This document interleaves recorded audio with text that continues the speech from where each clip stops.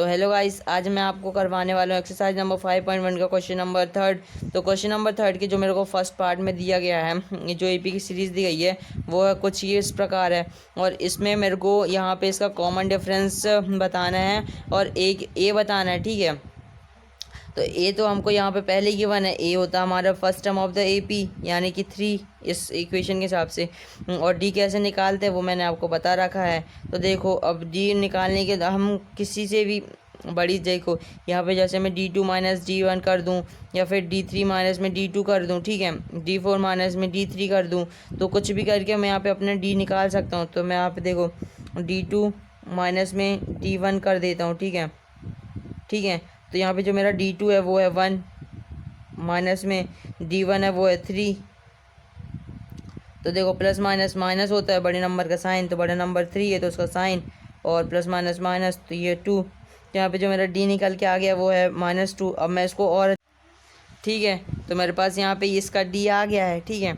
अब हम देख लेते हैं इसी का पार्ट सेकेंड। तो पार्ट सेकेंड में मेरे को जो AP की सीरीज़ दी गई है वो कुछ इस प्रकार है। जो मेरे को दी गई है वो है -5 -1 माइनस का 1 था, ठीक है। और इसके बाद दिया गया था 3, इसके बाद 7, इसके बाद ऐसे सीरीज़ बढ़ती गई है, ठीक है। तो अब यहाँ पे मेरे को जो ए बोला गया है, ए मेरे को बताना है, तो ए होगा मेरा -5, क्योंकि मैंने आपको पहले ही बताया हुआ है जो मेरी सीरीज़ का पहले टर्म होता है वो मेरा ये पहला टर्म मेरा ए होता है, ठीक है। डी कैसे निकालते हैं वो भी मैंने आपको बता रखा है। D2 माइनस में D1 कर दो, आपका आ जाएगा D2 माइनस में D1, ठीक है। तो अब -1, या फिर देखो अब मैं आपको थोड़ा बड़ा करके दिखाता हूँ, ठीक है। जैसे मैं 7 - 3 कर रहा हूँ, तो 7 मेरा कौन सा टर्म है, D4 है, ठीक है। तो मैं यहाँ पे D4 कर देता हूँ, ठीक है। D4 माइनस में D3 कर देता हूँ, ठीक है। अगर मैं ये करूँगा तभी में मेरा उतना ही आंसर आएगा। तो देखो D4 मेरा यहाँ पे 7 है, माइनस D3 क्या है, D3 यहाँ पे मेरे पास 3 है। तो 7 - 3 क्या होता है, ये मेरे पास होता है 4, ठीक है। तो यहाँ पे मेरा जो डिफरेंस है वो है 4। या फिर आप और चेक कर लो, ये D3 माइनस में D2 करके, D3 माइनस में D2, जो D3 है वो मेरे पास 3 माइनस, और D2 मेरे पास माइनस का 1 है, माइनस का 1। तो D3 और माइनस माइनस क्या होता है, माइनस माइनस हमारा प्लस हो जाता है, ठीक है। तो प्लस का 1, ये मेरे पास 4 आ गया।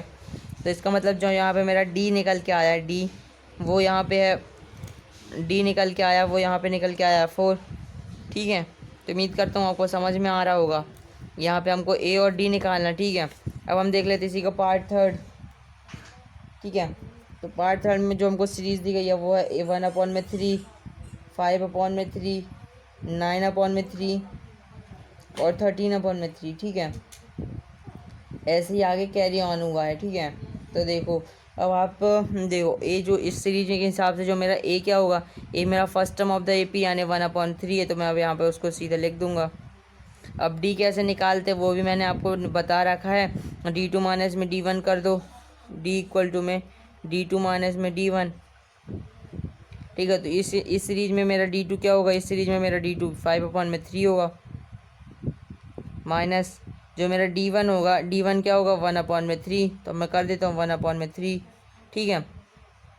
तो देखो अब यहाँ से मैं डायरेक्ट इसका LCM ले लूँगा 3, और 5 - 1 क्या होता है, वो होता है मेरा 4। तो इसका मतलब जो मेरा डिफरेंस निकल के आया है वो है 4/3। या फिर आप इसको और चेक कर सकते हो, तो D इक्वल टू में आप ले लो D3 माइनस में D2। आप यहाँ पे चाहो तो D4 माइनस में D3 भी ले सकते थे, ठीक है।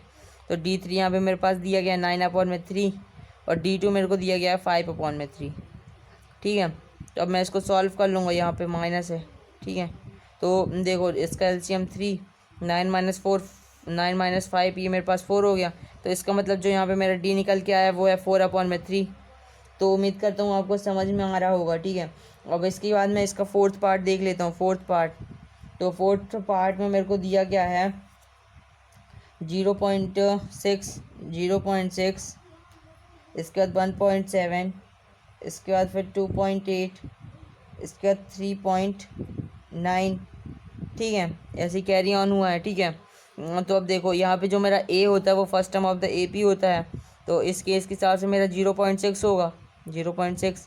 अब डी हम कैसे निकालते वो मैंने आपको बता रखा है, D2 माइनस D1 कर दो, आ जाएगा आपके एपी। तो इस केस के हिसाब से मेरा D2 है 1.7, तो हम यहाँ पे कर दे तो 1.7 माइनस जो मेरा यहाँ पे D1 है वो है 0.6, तो मैं अब यहाँ पे ऐसे कर दूंगा 0.6। ठीक है, अब मैं इसको ऐसे ही सॉल्व कर दूंगा यहीं से, तो मेरा आंसर आ जाएगा 7 माइनस 6 क्या होता है, ये होता है मेरे पास 1 पॉइंट, और 1 माइनस 0 मेरे पास होता है 1। ठीक है, तो यहाँ पे जो मेरा कॉमन डिफरेंस निकल के आया है वो है 1.1। ठीक है डी, ठीक है, तो उम्मीद करता हूँ आपको समझ में आ रहा होगा। ठीक है, अगर समझ में आया हो तो अभी इस वीडियो को लाइक कर दो, और अभी तक चैनल को सब्सक्राइब नहीं किया तो फटाफट से कर दो।